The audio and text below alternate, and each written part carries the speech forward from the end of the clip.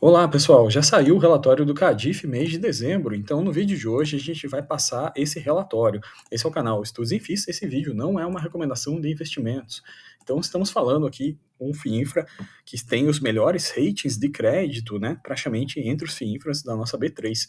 Então vamos analisar aqui.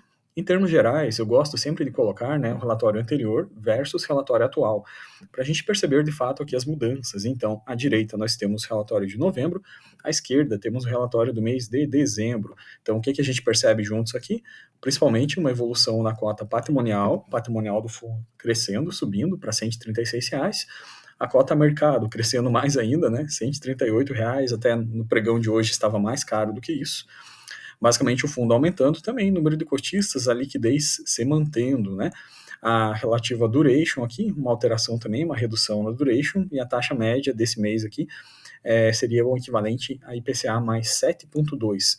Um fato relevante desse relatório aqui é que o fundo ele tem 51 emissões de crédito dentro da carteira dele, sendo que 41% desses créditos é 3As, né? É o AAA. Então, realmente é uma carteira diferenciada, bastante high grade em relação aos demais produtos que a gente tem na B3. Esse produto ele desponta, né?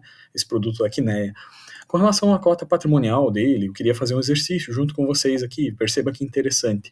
Nesse mês aqui, a gente teve, no mês de dezembro, já temos o IMAB do mês de dezembro, que fechou em 2,75, fechou jogando a favor. Então, depois de 3 meses de bastante sangria aqui, agosto, setembro e outubro, e o IMAB apanhando bastante. Novembro já entregou um resultado bastante positivo, 2,62, e agora dezembro, 2,75. Então, fechou bem legal.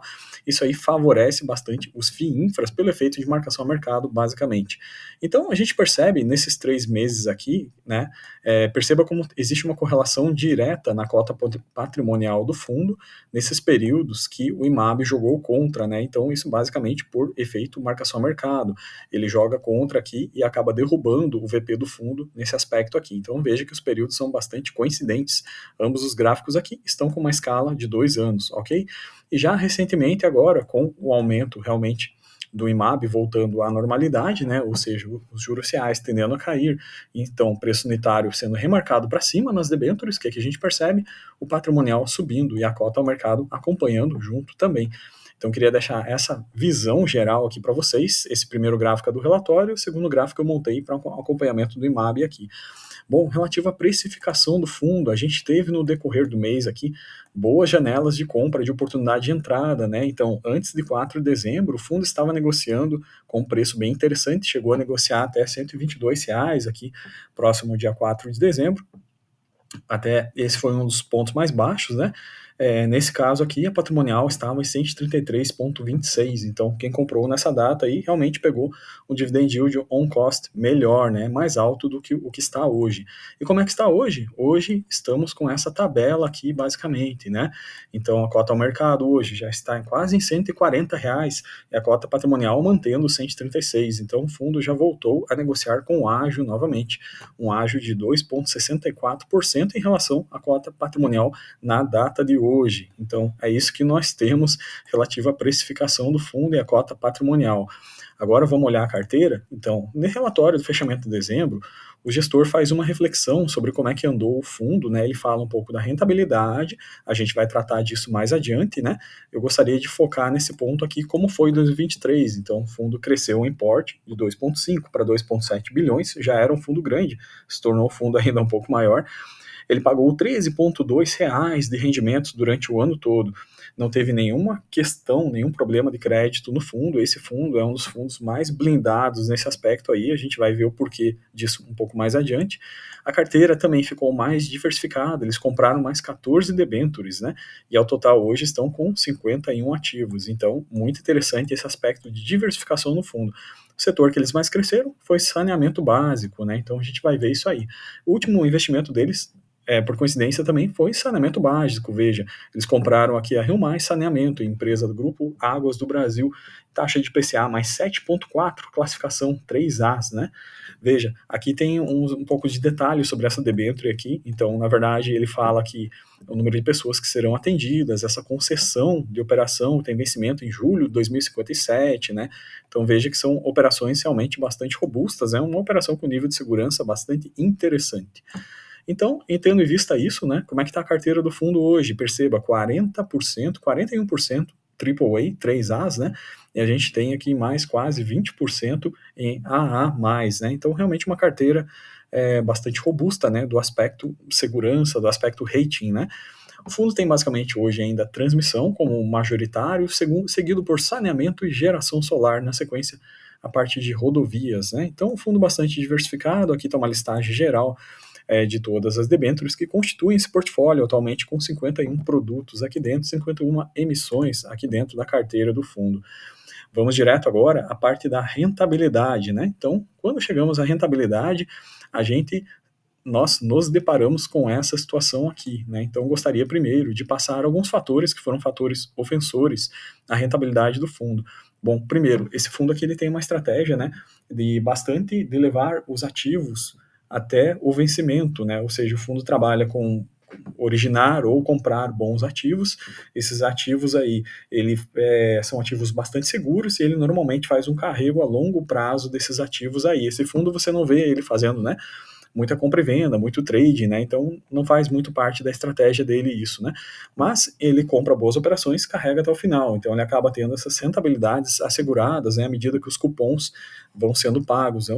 Os cupons das dívidas vão sendo pagos ao longo do período até o prazo do vencimento, beleza? Então o que a gente percebe aqui, né? O fundo ele busca justamente estar alinhado com a prática de pagar o carrego, né? Só que, entretanto, todavia, nesse período aqui de abril, maio aqui, foi um período que a gente viu que as NTNBs jogaram contra, e não somente isso, né? O carrego do fundo é sempre IPCA mais cupom, né? Mais o spread, né? Então, basicamente, o que a gente viu aqui? A gente viu o IPCA caindo, né? Aqui no gráfico vai ficar melhor da gente ver isso aqui. Coloquei o gráfico do IPCA, então percebam, ó, a partir do mês de abril, basicamente para frente, o IPCA estabilizou numa faixa bem menor. Então, quando a gente vem na DRE do fundo aqui, no demonstrativo dele, né, desculpa, o que a gente vê aqui? A gente vê o componente IPCA, que era antes 0,77 centavos, 0,67, valores 0,63, valores mais altos, caindo aí até para a faixa de 0,40 ou 0,30, né? Então, isso compromete bastante. O fator juro, né, que é relacionado mais à parte do carrego, mais relacionado ao spread, ele se manteve nessa faixa de 0,62, né? Mas realmente o componente IPCA derrubou bastante, né? Com isso, o fundo fez distribuições menores esse período, perfazendo o equivalente a 0,8% ao mês, né? R$ 1 por cota aqui. O que fez com que o fundo performasse, inclusive, até um pouco abaixo da CDI. Logicamente, CDI não é comparativo para esses fundos aqui, né? A gente está falando com um fundo que deve ser comparado às NTNBs, né? A curva real de juros, basicamente equivalente ao prazo que tem a duration similar a ele, né? Então, esse período aqui foi um período, assim, um pouco mais fraco, né, para o fundo, em termos de rentabilidade para o cotista, né? A gente fez um exercício aqui, essa cota aqui, basicamente, o período que ele entregou, estava dando dividend yield anualizado praticamente 9% nesse período que ele entregou aqui, mas a boa notícia é que agora o fundo já passou a entregar, pelo menos aqui no mês de dezembro, ele não passa nenhum guidance para a gente, mas a entrega já subiu para 1,10, né? Com isso, melhora um pouco a questão do dividend yield do fundo. Para quem comprou naquela data lá, até 4 de dezembro, pagando R$ 122, né? Considerando esse nível de pagamento de 1,10 aqui, já seria um dividend yield mais atrativo, de 10,5, quase chegando aí a 11% de dividend yield, né, anualizado. Então, galera, a reflexão é essa, o fundo já voltou aqui a pagar melhor, porque aqui está marcado em verde, basicamente componente IPCA de dezembro, já apresentando um nível um pouco maior, componente juro mais constante, né? Ele agregou também R$ 1, 1 centavo de reservas para perfazer esses 1,10 que ele pagou aqui. Bom, com esse pagamento de 1,10, isso correspondeu a 0,87% de rentabilidade durante esse mês, né?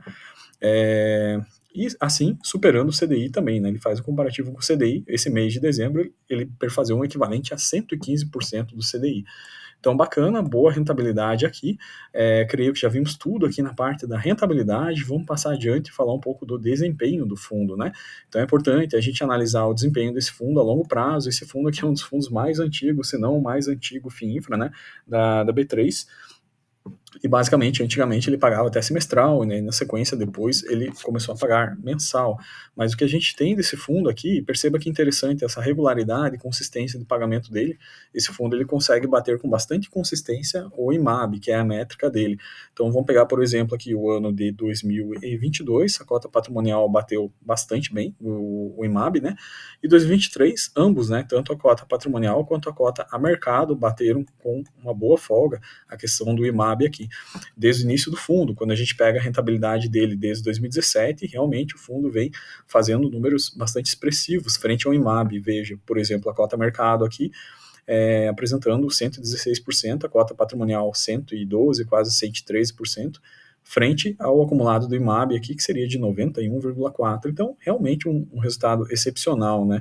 O que mostra que essa estratégia de realmente de carrego, de compra de bons ativos, a estruturação e compra de bons ativos e carrego a longo prazo, ela vem funcionando bastante bem, né? O fundo não tem nenhum estresse com o crédito, né? Ele consegue capturar esses ganhos aí ao longo do prazo, nos cupons, no carrego da carteira dele. Então, galera, o que eu tinha para passar para vocês hoje era isso, né? Um grande resumo aqui. A gente vê a componente IPCA voltando a crescer levemente no mês de dezembro, a gente vê as NTNBs jogando a favor, com isso o resultado do fundo já começou a melhorar, né? E agora vamos falar um pouco, acho que eu passei direto aqui, vamos voltar para falar um pouco na explicação dele sobre esse requisito da rentabilidade. Então, essa explicação aqui está no item da carteira, exatamente aqui. Então vamos lá. Aqui o fundo explica melhor, né, como é que foi esse pagamento de 1,10. Então, esse pagamento de 1,10 é constituído, conforme a gente viu na tabela abaixo, 0,62 são relativos a juros reais, é o spread, né, que tem adicionado a cada operação, o spread médio, né, da carteira do fundo, e a gente tem o 0,47, que é basicamente o IPCA, e ele comenta em alguns outros ajustes. Então, basicamente, esse fator foi o que contribuiu mais esse mês. Ele agregou a isso mais R$1, né, que era um lucro acumulado aí, que ele colocou, que ele está distribuindo agora ao longo do fundo, para fechar esse 1,10.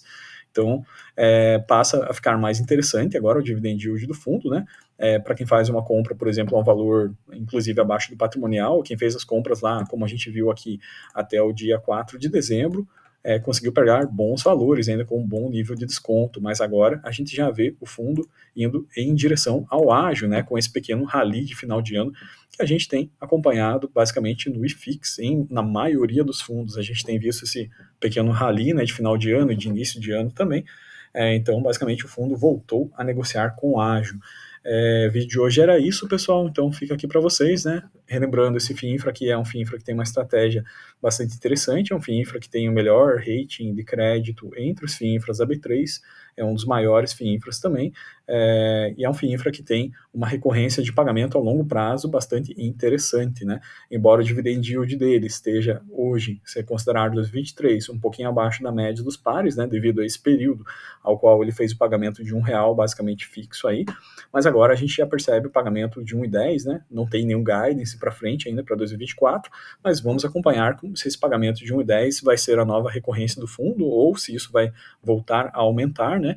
Tem uma emissão também na agulha, né? Já foi divulgada aqui uma emissão que está em planejamento para sair, e a gente vai acompanhando isso aí, vai buscando oportunidades de entrada nesse produto aqui, que logicamente está, na minha opinião, né, entre os melhores produtos de FII Infra da nossa B3 aqui. Não é nenhuma recomendação, né, mas é um excelente fundo pelas características aqui mostradas nesse vídeo aqui. Grande abraço a todos, até o próximo vídeo, fiquem com Deus.